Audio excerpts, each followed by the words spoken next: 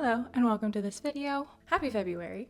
It is the month of love, the month of Valentine's Day. As Valentine's Day is coming up, I thought I'd share with you a few books about love that I have loved in the past year or so, and also a few romancy, lovey books that I'm looking forward to reading. One thing you should know about me is that in the past few years, I haven't read much like contemporary romance because it just doesn't click with me right now. But you know what does click with me right now? Fantasy with a little bit of romance in it. So that's what we're going to be talking about today. I hope you enjoy. As for the 5 love stories that I have loved, the first one is Divine Rivals. If you've been to my channel before, if you've seen some of my videos in the last few months, you've probably heard me talk about this book quite a bit. But to summarize, this book is like the movie You've Got Mail, but if it were in a fantasy world set during a war that is very similar to World War I. It's 2 rival journalists falling in love with each other by writing magical letters to one another. This book... Okay, I picked up this book. A friend recommended it to me a couple of years ago, and then I kept hearing things about it online, and I was like, you know what? It's time for me to read this book. I figured I'd like it, and it'd be like, okay. I was not expecting a new favorite book, though. This was one of my favorite reads of 2024 because... the love felt magical. Their love and the way that they fall in love through these magical letters, they just are so vulnerable to each other, and the way these letters are written, like they're both writers. They're both love the written word, and so you can see that in the letters that these 2 are writing to one another. I loved it. I loved it. I loved it. So if you like a little enemies or rivals to lovers, you want there to be a little sprinkle of magic in there, I highly recommend Divine Rivals. Next is Half a Soul. This book is like Bridgerton meets Howl's Moving Castle. This is a cozy fantasy romance that's set in an alternate version of Regency England where magic exists. Our main character, Dora, has had half of her stolen by an evil fairy king lord guy. And because half of her soul was stolen when she was a child, she kind of struggles to fit in with everybody else. She is definitely neurodivergent coded, and that she's very blunt, straight to the point, which others find off-putting. She sometimes doesn't get like social cues or manners or like social rules like that. She doesn't understand those rules because they aren't necessarily logical. They're just something you do just to be polite or whatever. And she also struggles to express her feelings, or even when she is feeling something, she doesn't always know what it is she is feeling. You know, she struggles to kind of identify those things and then express it. She's definitely neurodivergent coded. In this book, she meets the royal sorcier, and they're both a little bit... people don't understand him either, and so because nobody quite understands the 2 of these individuals, they kind of find common ground in that, and they become really good friends, and then they fall in love, and it's really cute, and it's really wholesome, and really sweet, and I love it. If you like Bridgerton, like I said, this is set in the same time period, and so you've got balls, you've got all these fancy high society things happening, and so if you like that kind of time period and stuff, I think you would really like this one. And also, like I said, if you want some neurodivergent character representation, I think this is a fun one as well. I really liked the way Dora was written, and I felt like I related to her in some ways, in some aspects, and so that's Half a Soul. I highly recommend it. Okie dokie. The third book that I've read and loved is The Night Circus. Now this book, the romance is definitely a subplot, and it's not going to be for everybody. It's a love at first sight kind of romance. It's a very fairy tale, very like, it just happens, and then it's there, and it's like so strong and powerful, and true love conquers all type of love. I don't know. I'm a big sucker for fairy tales, and so I kind of liked... It worked for me. It's not gonna work for everybody. I know a lot of people don't like the love at first sight thing, and if it were in any other book and it were written some other way, I probably wouldn't like it myself, but because it felt so magical and so fairy tale, it worked for me. To backtrack, a little synopsis of The Night Circus is that there are 2 magicians, and they each have an apprentice, and there's a competition between the 2 magicians' apprentices, and this competition is to see which one's more powerful and this is a competition of endurance. So it's something that lasts over decades, and you see all of these magical things that they are doing with their powers, and at first they don't realize, like, they don't know who they're competing against. They just know that they're competing against somebody. One day they meet, and again, this is where they instantly fall in love, but they instantly fall in love. And I don't know, just watching this like they build this circus. Like, this is their competition to build up this circus, to make it magical, to make it whimsical, to make people want to come and see all these beautiful things that they have built at this circus. And so to see how this is built up, and just like the descriptions of everything just felt so magical. I wanted to be at that circus. I wanted to see all these exhibits and things that they were creating, because it just, oh my gosh, took my breath away. And I think it's just magical. It's whimsical. I love it. And also, like, it's the love story. Once our two apprentices meet each other, you just feel the love.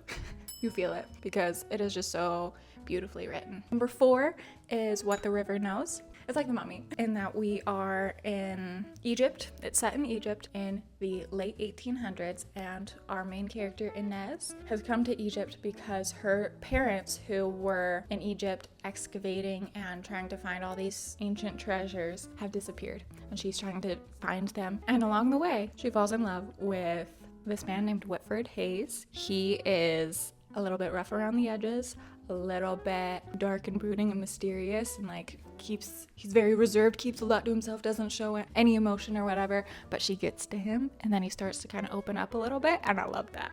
I love that. And so it's very cute, very fun, and also, like I said, this is like a historical fiction, magical realism adventure at the heart of it, and then it just has this little subplot of romance between Inez and Whit. It is great. I loved it. The 5th romance book that I have loved is yet another one where the romance is a subplot, but I think that's just how I like it. I like romance with some fantasy, and when it's a subplot. The Very Secret Society of Irregular Witches. Now this book, I love this book, okay? I was expecting it to be a silly little romance between a witch and some random dude, right? It's not that.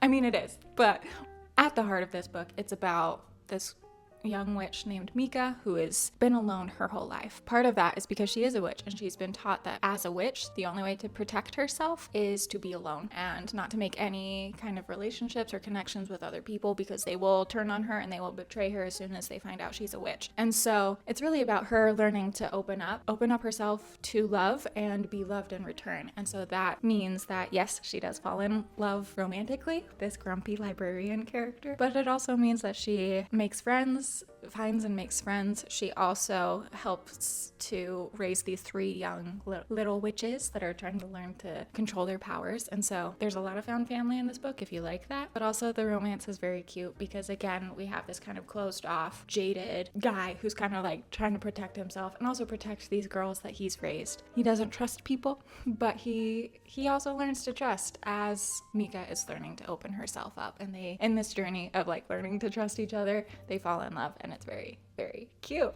Now moving on to 5 romancy fantasy books that I cannot wait to read. Number 1 is The Ornithologist's Field Guide to Love. This book I'm actually reading this month. I'm doing a little buddy read with Chelsea and Daniela. I'm going to be reading this month, and I can't wait to read it. It's got that kind of adventure-y Indiana Jones vibe to it, but it's about 2 researchers who research these magical birds. And so they're rivals, and they are competing to find this really rare, really magical bird. As they're on this adventure trying to find this magical bird, they come together, they work together, and they fall in love. And I think it sounds really cute. I'm really looking forward to it. I think it'll be fun and magical, and I've heard really good things about it. So that is The Ornithologist's Field Guide to Love. Another book that I'm really looking forward to reading is Emily Wilde's Encyclopedia of Faeries. This is kind of similar in that it's about 2 rival researchers, but in this world, in this book, they are studying fairies. Fairies do in fact exist, and so they are both studying fairies. This book is kind of written in a way where it's their field notes, the notes that they're keeping and these entries that they're writing about what they're learning about fairies, and you kind of see these 2 researchers falling more and more in love as they experience more and as they learn more about fairies. All right, book number 3 is The Wisteria Society of Lady Scoundrels. Now this book is similar to Half a Soul in that it is set in Regency England. I love that time period. I'm a big fan of Jane Austen. I also like the TV show Bridgerton, so that time period I just really love. And so this book is set in that same time period, but again, there's a little bit of magic, a little bit of whimsy in that you have the Society of Lady Scoundrels who are like pirates, but instead of ships, they have magical flying houses or moving houses. I don't know. It's kind of like Howl's Moving Castle maybe, but with like these Regency era houses. I don't know how that works. I don't know how that works out, but I've heard a lot. I've heard that it's a lot of fun. I remember Katie Marie reading this after she did her little 5-star audit, and she said that she had a lot of fun with it. So I've been wanting to read it ever since. I think I'm gonna really like it. Book number 4 is Assistant to the Villan. This is a book I've heard a lot about. Part of it is that the author is a big book talker, and so she's talked a lot about the book on Book Talk. A lot of other people have read it, and it just sounds kind of fun and whimsical, and I've heard it's kind of funny, and because in this book we have somebody who's hired as the assistant to the villain of this story, of this like storybook fairy tale land. But I've just heard that narration in this book and just the way the story is told is just very quirky and very funny. That sounds like a lot of fun to me. Honestly, I like books that have a little bit like where the narrator is a little bit quirky, a little bit funny. And the last book I am looking forward to reading is The Undertaking of Hart and Mercy. This is similar to Divine Rivals in that it's two people who don't like each other, who accidentally somehow end up writing magical letters to one another. But in this world that they live in, there are zombies. There are zombies. And I remember a good friend of mine telling me about this once, and I was like, a zombie romance book. I don't know if that's for me, I don't know. But I like the Divine Rivals / You've Got Mail premise, and that they are writing letters to each other and falling in love through writing letters to each other.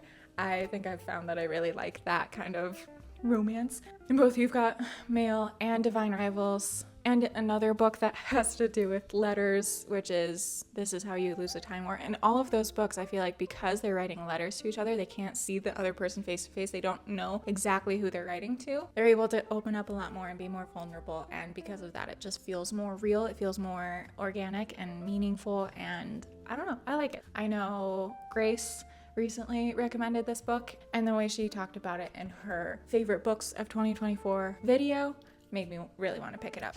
Those are all of the books about love, about romance, the love stories that I have enjoyed, that I would like to enjoy very soon, and I would love to know, what are your favorite romance books? Down in the comments below. Tell me, give me some recommendations, particularly some contemporary romance. I'm gonna get back to that at some point. I need to give Emily Henry a second chance. I read Book Lovers a couple years ago. It was fine. I'm sorry. Don't come at me with pitchforks, but it was just fine for me. But I want to give her another chance, so let me know. If you've got any book recommendations in that realm of things, please comment down below. And with all that said, thank you so much for watching. Thank you for listening to me ramble about books, and I will see you in my next video. Bye!